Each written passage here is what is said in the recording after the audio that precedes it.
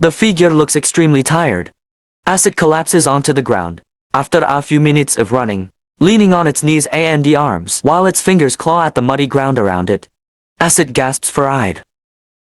In the next scene, where Ciaret was driving down a lonely road, surrounded by tall trees. Inside the bus, Nolan, a teenager with his grey hoodie up, has his headphones plugged in, looking out the window. As the bus moves forward, we notice a teenage girl sitting in an adjacent seat, drawing in a sketchbook. Nolan glances at her and smiles shyly, clearly harboring a crush. The voice on the radio announces a lunar eclipse that will occur soon. Andy the driver lowers the radio volume before turning to the teenagers, asking if they will watch it. Carol, one of the teenage boys, declares that he has already seen something on YouTube. Andy, Queenie, the girl next to him, says she will watch it with her dad. The two begin to argue for a moment before calming down. After a minute of silence, Reggie, a teenager with a nose piercing, who was sitting alone in the back, crushes an empty can and throws it at Nolan, who is in the front, hitting him in the head. When Nolan turns around, Reggie shows him the middle finger, and he retaliates before turning back to see Bess, his crush, smiling at him. The boys joke around for a minute, and after the commotion dies down, Joe asks Bess if she will watch the lunar eclipse. When she responds uncertainly, Carol laughs and nudges Queenie beside him, while teasing Nolan and Bess. Queenie, annoyed, abruptly stands up to sit in the front, away from the voice on the radio. Continues to speak about the lunar eclipse and how it will be one of the longest and the most fascinating, while Reggie mocks Joe for driving slowly. The bus keeps driving and soon enters a dark road, with tall trees blocking the sunlight. In the middle of the road, sits a fallen tree, but instead of turning back, Joe puts the bus in reverse, and he turns onto a smaller path, a hidden shortcut among the trees. The bus continues down the path, and he soon emerges onto an open but desolate road, with no more trees in life and a thick fog hanging above. The teenagers look out the window, scared as the fog obscures their view. As the bus slowly advances, they reach a small road with denser trees than before, and they are forced to stop again due to a dead deer in the middle of the road.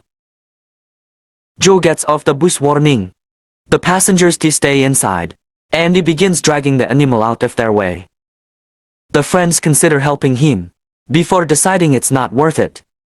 Joe drags the animal to the trees beside the road, and he stands up to wipe his palms before something makes him stop. The teenagers tease each other and joke on the bus, while they wait for Joe to return. Carol starts telling a funny story to his friends, but he is soon interrupted by Joe, coming back with a gun pointed at his head. The laughter stops abruptly, and all the teenagers have the same terrified and confused expression as they see a worn-looking man enter, right after the driver.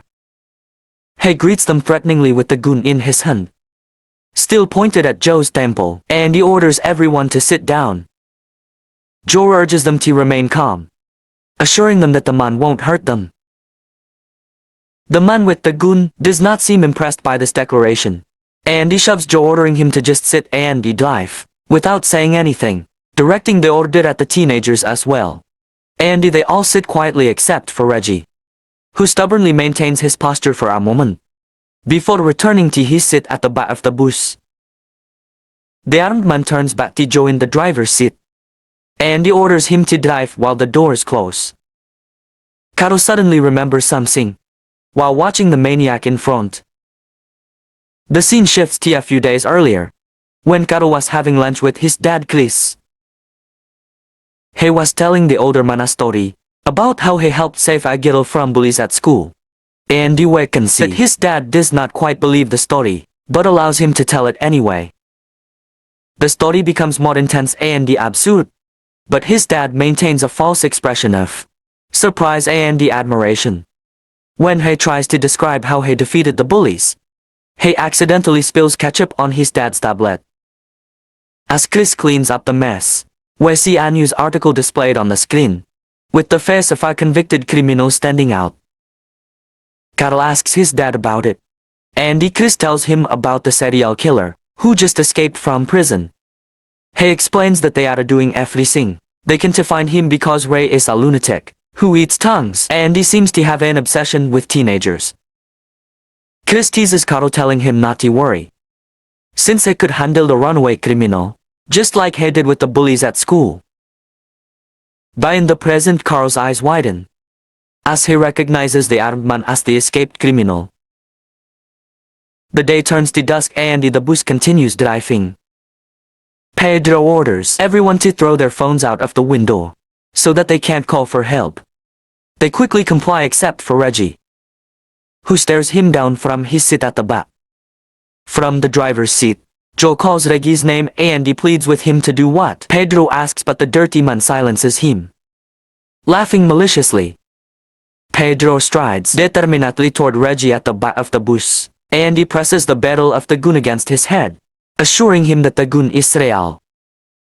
After letting a slew of curse words escape his mouth, Reggie finally concedes, and he hands over his phone to Pedro, who snatches it and he complains about the teenagers being zombies. He demands they sit down and he enjoy the ride, while Joe continues driving. Joe keeps driving the bus as it gets darker around him. Outside there are signs, indicating that they are driving into an abandoned military zone. Nolan and Bessie talk Carl ahead of them, their eyes telling him to knock the gun out of Pedro's hand. But the boy is too scared to do so and he shakes his head. They look back at Reggie, and he watch the gun in Pedro's hand again. And this time, it's Bessie's turn to shake her head in denial.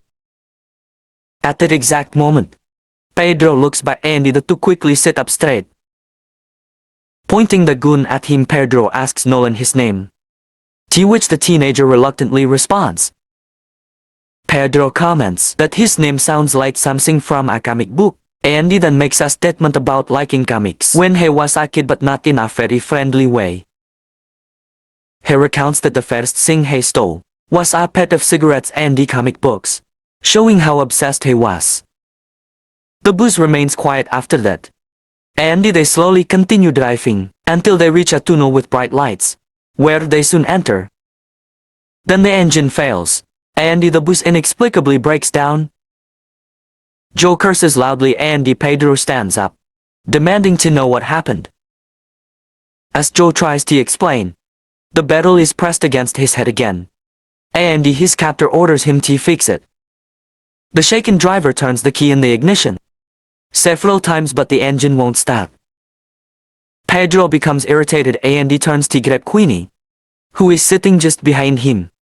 The girl squirms and he begs not to be hurt, but Pedro presses against her temple, and he orders Joe to fix the engine if he wants to save her.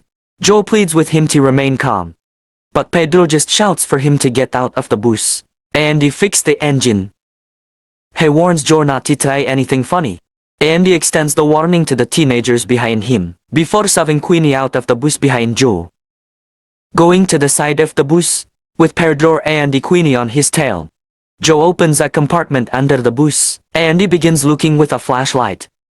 The rest of the teenagers watch from inside the bus, and Carl begins to panic. He tells his friends that Pedro is definitely going to kill them, and Bess says that to prevent this, they need to disarm their captor. Terrified, Carl shakes his head disapprovingly and he says it would be too dangerous to disarm him now. And Reggie agrees. Joe doesn't seem to figure out what the problem is with the bus, and he judges that it's an engine issue, something he can't fix. Suddenly, the lights go out and the entire tunnel is dark, with the only visible lights coming from inside the bus. Pedro points the gun at Joe, uncertain, while everyone is terrified by the sudden power outage. While they all glance around, a strange noise can be heard, coming from the darkness ahead, and they all stop to listen closely. Joe points the flashlight into the darkness, but they can't make out anything. He leans forward and Pedro prods him in the butt with the gun, before telling him to check what's hiding up ahead.